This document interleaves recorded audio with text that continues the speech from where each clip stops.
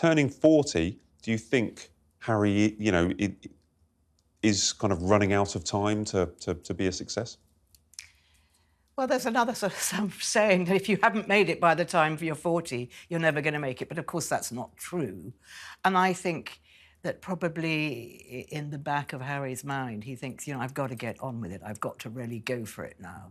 I mean, he has the success of the Invictus Games, which we all know, but we can't really name anything else. I mean, there's lots of other philanthropic things, but just off the top of my head, I only think Invictus. So I think Harry needs to kind of get a stronger foothold into that world that he says that he wants to promote so badly. Well, we did get an update this week. His new Netflix show will be coming out in December.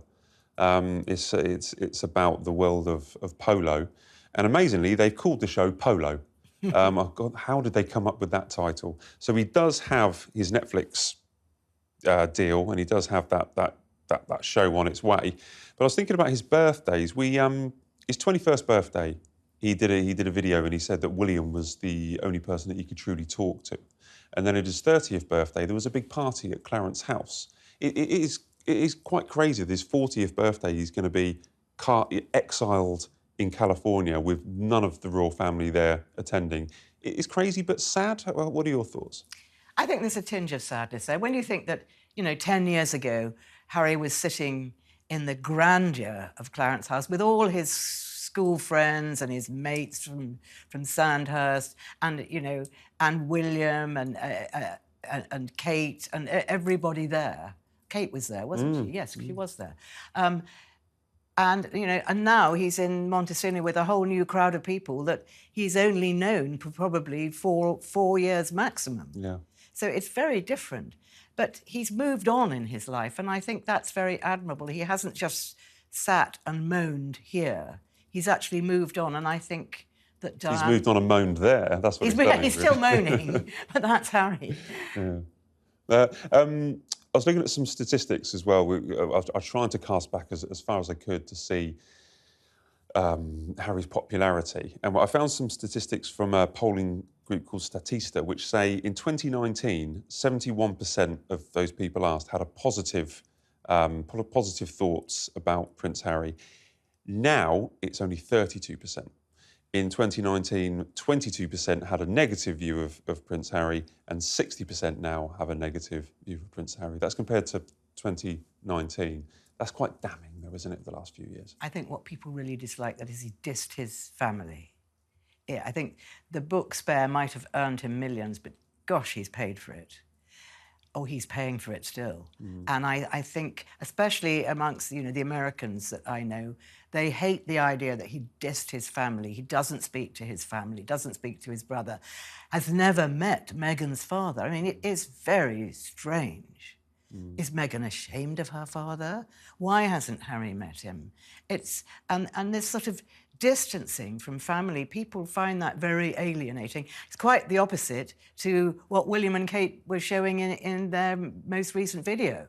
Absolutely, yeah. And a birthday celebration, a big number like 40, should be celebrated by the rest of the family.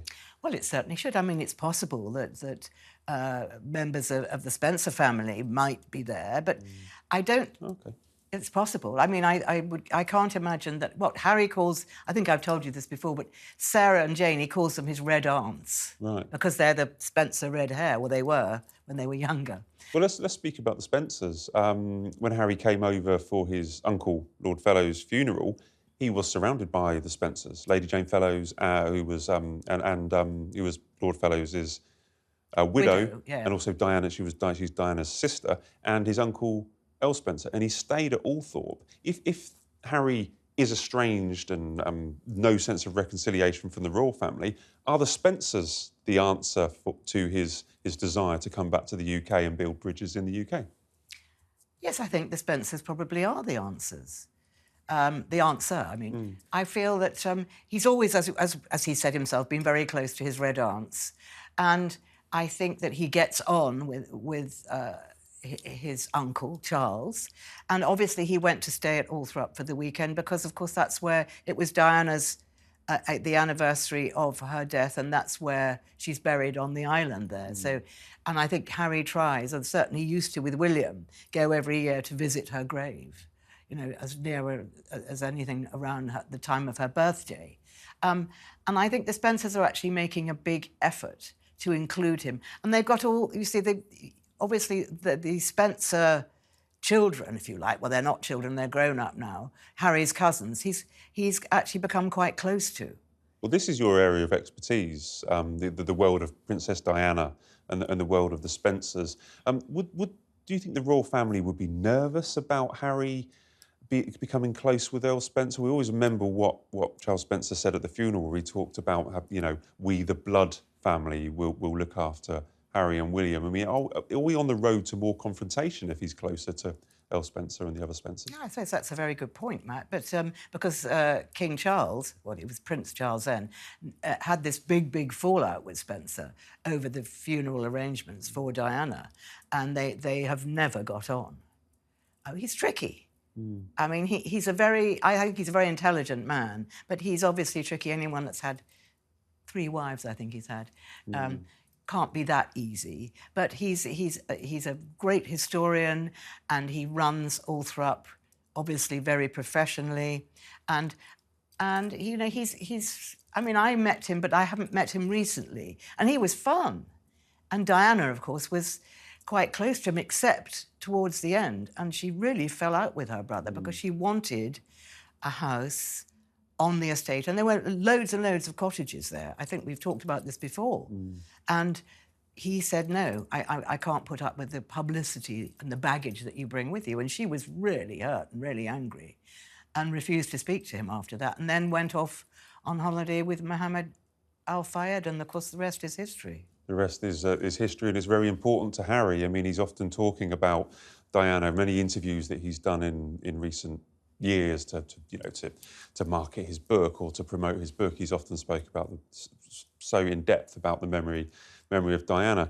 I was recently reading your book. It's called your most recent book, my favourite book of yours, by the way. And I've said that to you off camera, and I'll say that to you again. I think it's a very good book. My Mother and I. It tells the story of Charles and the late Queen, but in it, there's quite a lot about Princess Diana, and you spent a lot of time with Diana, private, you know, probably the same distance as we are over a cup of tea or having a glass of water and then bit closer, Matt. and having a nice little chat. She must have many times spoken to you about Prince Harry. She died when he was 12 years old. He was 12, nearly 13, yes.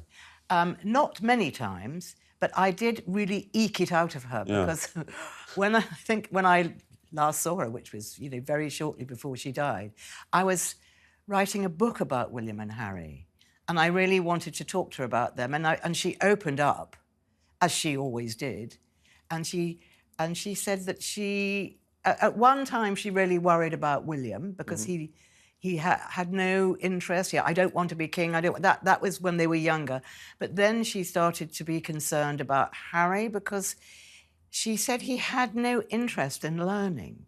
He never picked up a book. I know he's dyspraxic, which makes it more difficult, but she obviously really tried to help him. But all Harry really wanted to do was have his mother to himself.